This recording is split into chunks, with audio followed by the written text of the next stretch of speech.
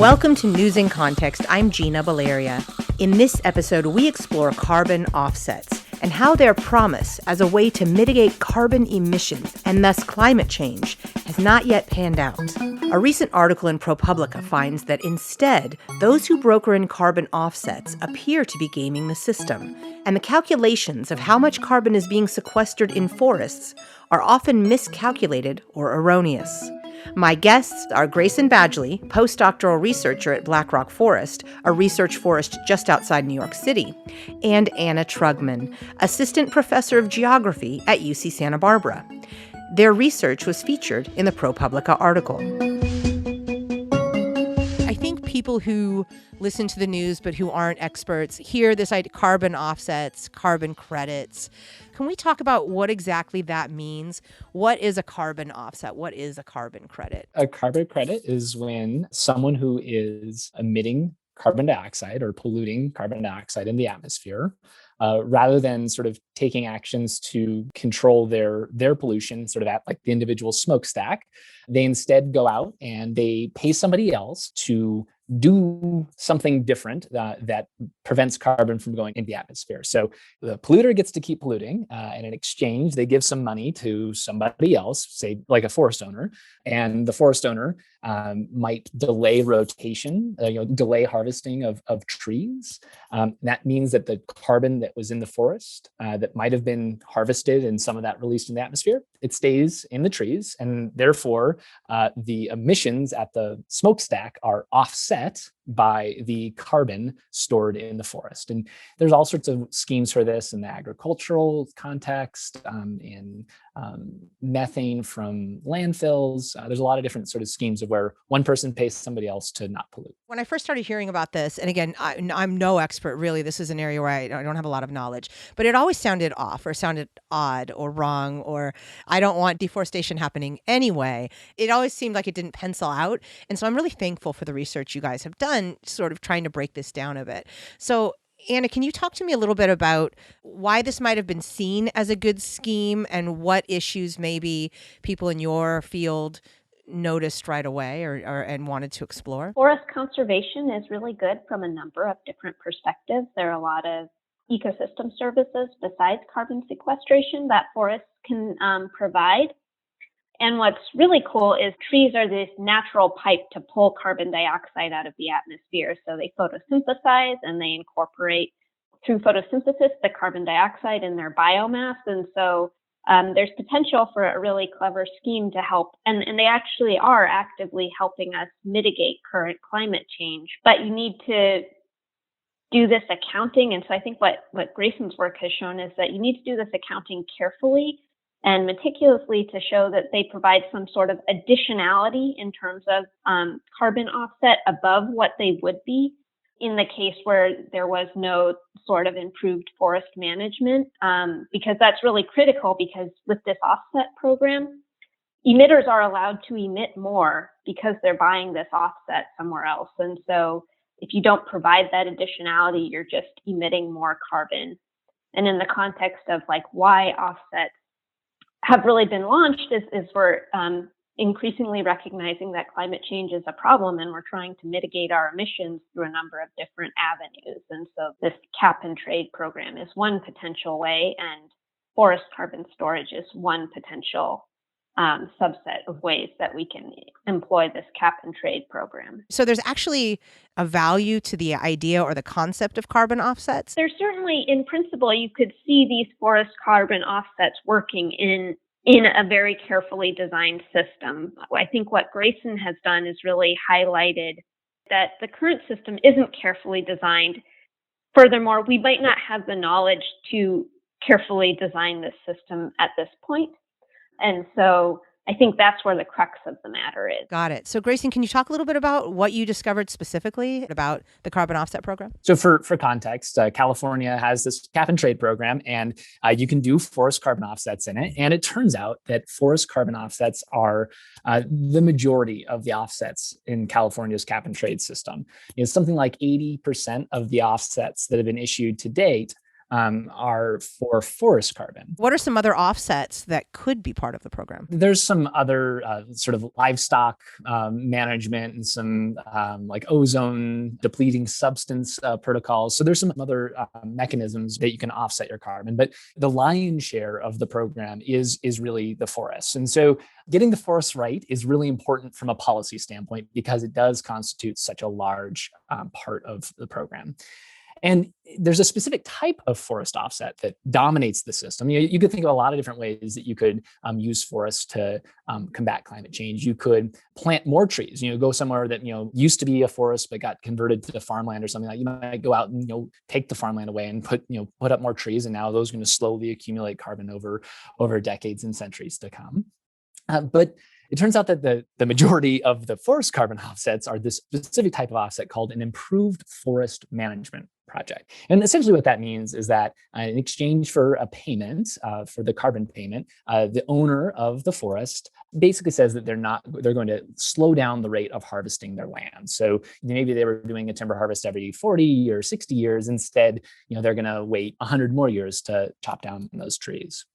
It turns out that the way you get credit for your improved forest management is you ask, at the very outset of the program, you ask, how does my forest that I currently have stack up against other forests in the region? And if your forest has a lot more carbon today than the regulator calculated regional average, you get a one-time upfront payment for that difference. And what we were able to show is that these comparisons, these regional average comparisons, had some really fundamental statistical and ecological errors. Forests that are very dense and carbon rich are compared against forests that have a completely different species composition and have much, much less carbon. Essentially, you have like the really big tree, and if you compare it against a really small tree, the really big tree is going to seem way above average. And that false comparison leads to overcrediting under California's current rules. One really sort of good example of this is that under the protocol's rules in the sort of 2011 and 2014 version of the protocol, there's actually a region of the United States in central New Mexico where the regional average was 0.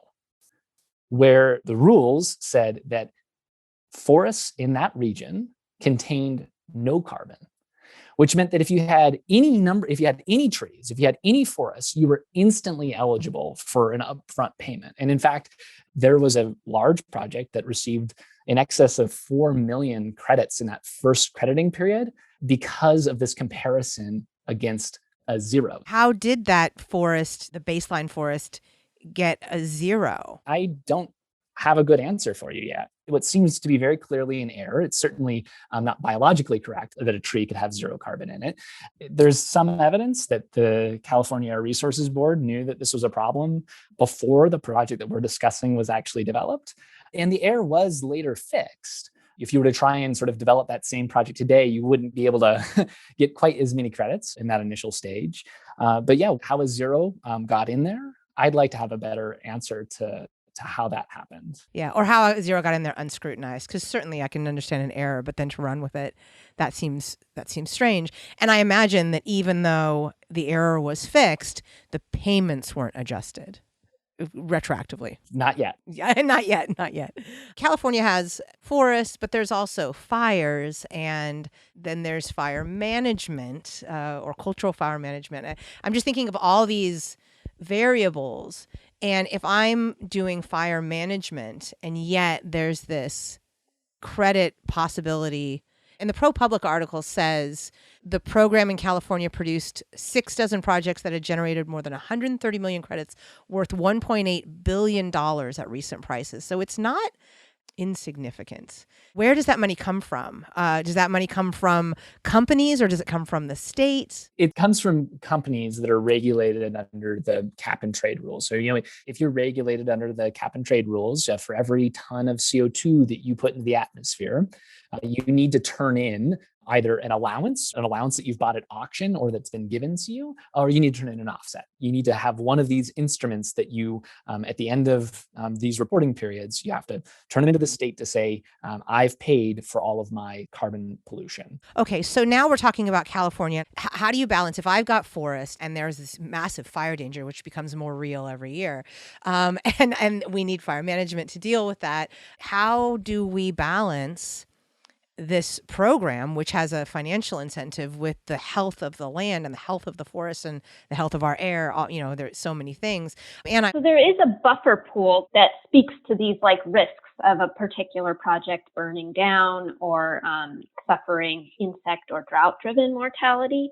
What is actually pretty disturbing and upsetting is Grayson found that the overcrediting itself just exceeds this buffer pool.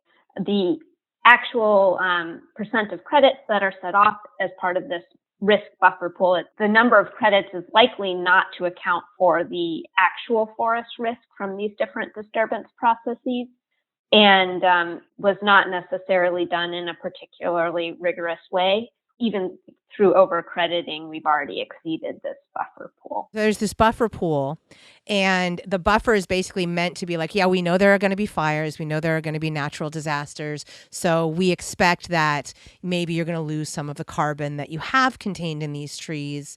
And we've accounted for that. But what I'm hearing you say, Anna, is that, first of all, the buffer isn't really accounting for reality as we're living it at this moment.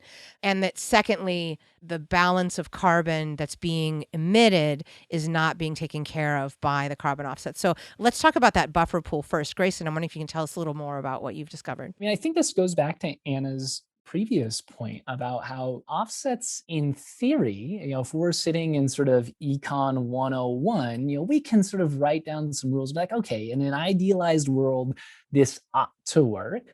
But then how do you actually calculate what the risk of a fire to an individual parcel of land in Northern California is going to be over the course of the next 100 years? We know it's going to be more severe than today, but that's a really interesting scientific question. And there's a lot of people working on it, but it's a tough question. Our ability to sort of pin that down with a sort of precision that's required to sort of have the careful accounting that's demanded by carbon offsets, I don't think that we have that level of precision yet. To kind of highlight how not sophisticated California's current approach is that the risk for a fire to any individual offset project is the same in Northern California as in Michigan. And so, you have these forests that are fundamentally different. Precipitation, rain, annual rainfall, totally different in these regions. And yet, in the eyes of the protocol, the risk of a fire happening in Northern California, the buffer pool contribution, is identical throughout the entire United States. And in fact, if you take efforts to sort of do thinning and fuel treatments and things like that, which is stuff that only happens in fire-prone areas, the amount that you actually have to contribute to the buffer pool is even less. And so there's going to be a need to more seriously grapple with the warmer and drier future, and the fact that there are a lot of forest carbon offset projects in the American West, in forests that are ecologically designed to burn. You've got the science, or you've got the rigor that's needed to maybe do this right. And there are a lot of questions that just can't be answered. Grayson, as you indicated, it's difficult to know what specific fire risk is going to be over the course of time. But there are also other considerations that any sort of policy, policymakers, lobbyists, people with different priorities. I imagine that this world where carbon offsets are being developed, it isn't just the scientists putting forth the rigor that's needed to do it well. It's every player, which is expected. But I'm imagining that that's how we've gotten to this point where you have a forest at zero carbon and where you have Michigan and California forests being rated the same. There's no doubt that there are parties that have a financial interest in maximizing the number of cheap carbon offsets that are available. The offset program was designed to be a cost mitigation strategy under cap and trade. To give you another example of sort of how this sort of political economy of financially interested parties interacting with offset protocols exists is that California Air Resources Board convened an offset task force to sort of look into the future about changes that could be made and new protocols that could be brought on to sort of increase and expand the number of offsets that are generated under California's rules. And in that final report, of which there are a number of individuals who are both industrial timber owners and offset developers, their recommendation was to reduce the size of the buffer pool, was to make it so that the amount that gets set aside for things like financial risks, fire, insects, they wanted to revisit all those numbers and revise those numbers downwards. The question of offsets is not just a scientific one. It is very wrapped up in politics and money. And so you would like to see those numbers revised upward, yes, because, well, depending on the area, I'm assuming. I'd like to see them informed by science, and I'd like to see them be stress tested. I'd like the regulator to be asking really critical questions. Is this the right number? Do we have the right number? What happens if we don't have the right number? I hope those conversations are ones that we have in the future. The other thing is just like the translation of things into policy actionable formats can make things difficult. As Grayson mentioned, these credits are awarded up front in a lot of cases, and they rely on permanence at like roughly 100-year timescales. Those aren't really questions that we can answer right now from a scientific uncertainty perspective.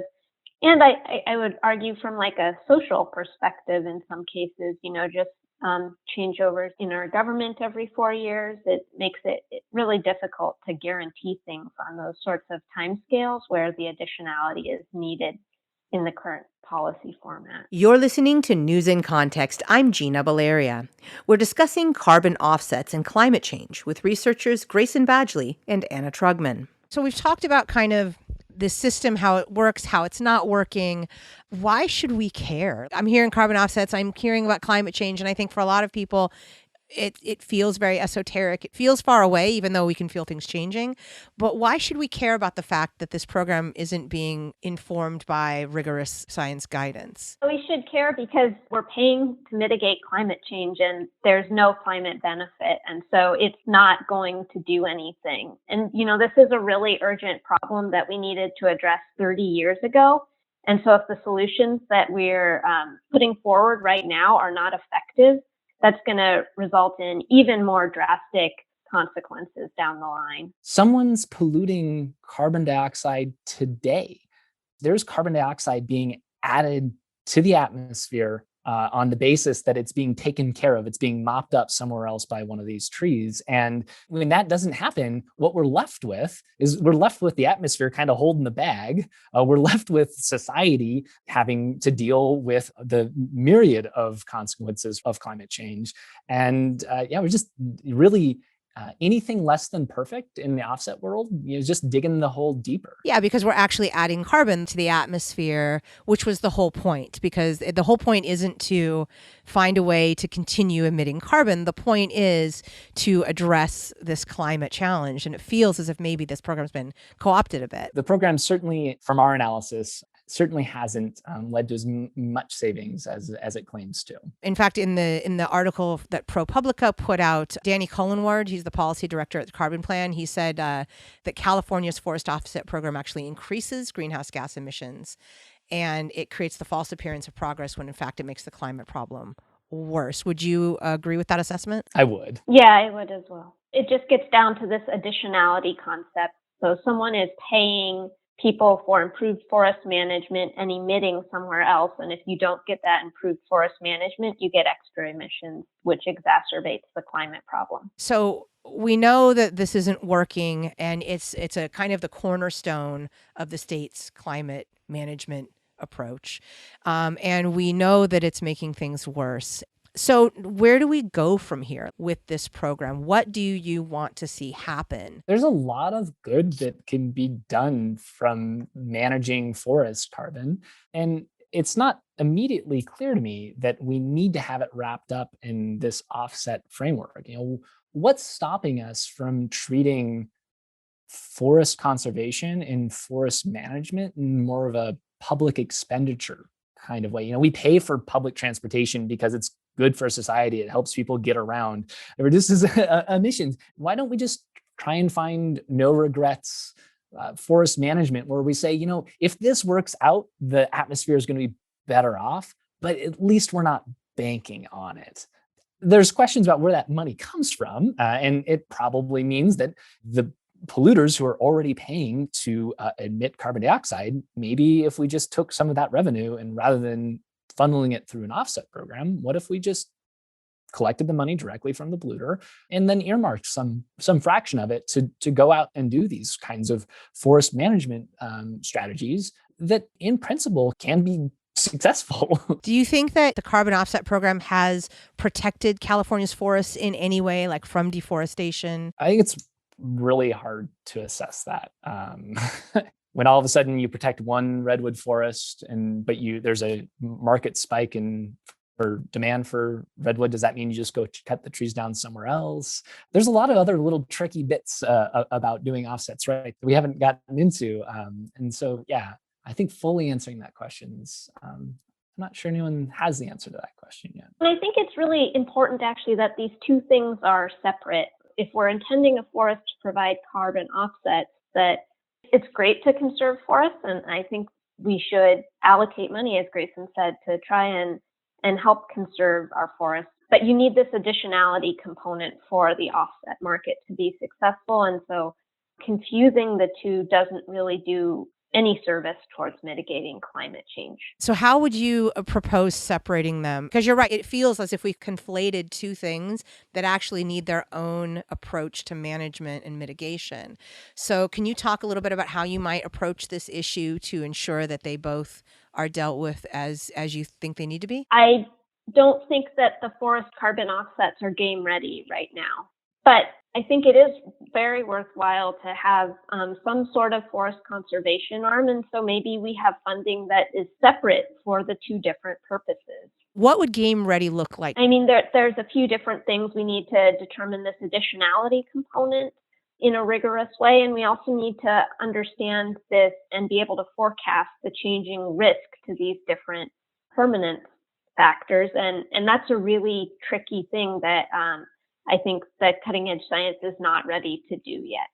We can start asking that question, but I don't think we're game ready. That's fair. I think that's fair. And that's what the purpose of science is, right? Is to find an issue, look into the issue, address the issue, and do our best to figure out how to manage it and then evolve our processes as we learn more. You talk about, science needs to follow these lines of inquiry a little bit further before we can really do this. Do you feel like you're being given the room and space to do that? I think a lot of folks are actively working on this problem to understand how climate change is influencing disturbance. So it is a very active area of research that folks are interested in. I think one of the things that remains to be seen is how is the California Air Resources Board going to engage with our results? The way the rules are written now allows you to compare your big, majestic redwoods and Doug fir against scrawny ponderosa pine. And that's a statistical fallacy. That's where you take, you've got things with totally different averages and you compare them against each other and you've got a problem. And we haven't really heard anyone defend that approach. I think it's still early. I'm not saying that these conversations won't happen, but we also haven't heard anyone sort of talk about what's going to be done to actually fix them from a nuts and bolts and sub codes and sub clauses of legislation and regulation. And it's not clear to me exactly what happens from there and how that process is going to play out. And if errors were made, how do you rectify them? And I don't know when or how those conversations happen. I welcome them. And if I can be helpful in them and if scientists can be helpful in them, that'd be fantastic. But I'm still not sure exactly what that's going to look like. That's fair. You mentioned earlier there are all kinds of gaming the current system to balance carbon offsets, like size of trees. I think location was mentioned in the article. Preserving this forest that's got the credits applied versus not preserving this forest over here. So you get the net nothing. There's the species thing of where, lots of different species that have potentially drastically different carbon contents all get averaged together. So if you have a forest that has the carbon dense species, you look like you've done different management that's promoted carbon, but really all you have is just different trees that naturally occur on your land. There's the geography thing. So kind of how this works is, imagine at the start of the pandemic, when New York City was just going through that absolutely devastating surge of cases. If you looked at cases in New York City, it was very clear that you had a problem. But imagine if you averaged all of New York State, you would have been like, well, there's actually not that many cases of COVID in New York State, so clearly there's no problem. It's these sorts of spatial averaging problems. It's the same phenomena that's sort of applied in the carbon context. Right. So it's basically masking the problem a little bit. Yeah, it's in geography, it's called the modifiable areal unit problem, of where the size of the circle that you draw to do your analysis changes the answer. Another thing that comes up is that, people who probably weren't going to chop down their trees say, if you don't pay for the carbon offset, they're just about to partake, really heavy management action. So ProPublica covered one project by the Massachusetts Audubon Society of where in their project documentation, they talk about really substantial harvesting of these forests that are otherwise preserved for birds. I think one important thing is when thinking about this context of averaging carbon dense versus lower carbon forests, from like a native perspective, it's great to preserve these carbon dense forests, but it's really this additionality component. So folks are getting credit for making those forests extra carbon dense relative to the regional average, but they're not providing any additionality. And so if you were to chop down that carbon dense forest, that would emit a lot of carbon into the atmosphere. But the point of this cap and trade program and these credits is that you're actually improving the carbon in that current forest. And because you're averaging these two disparate forest types, you get a lot of extra credit for improvement where it's not there. And so it doesn't provide any of this additionality and doesn't offset emissions. So you want it to be actually taking in more carbon or offsetting, of course. And with all of these different ways of calculating, it's not really doing that. You mentioned earlier, we should have been dealing with this 30 years ago.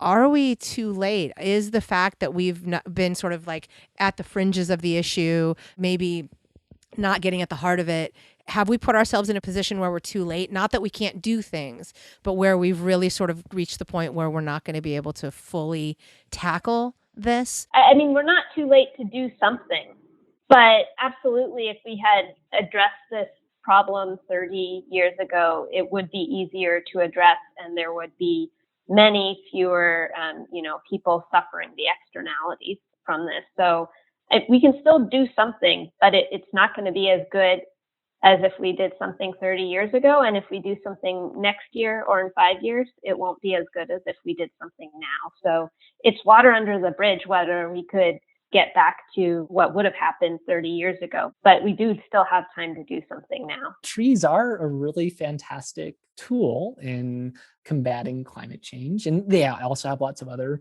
wonderful properties of supporting wildlife, biodiversity, cultural significance. I think that we just need to be really, really extra careful that we don't oversell how much work trees can do for us. They're not going to get us all the way there.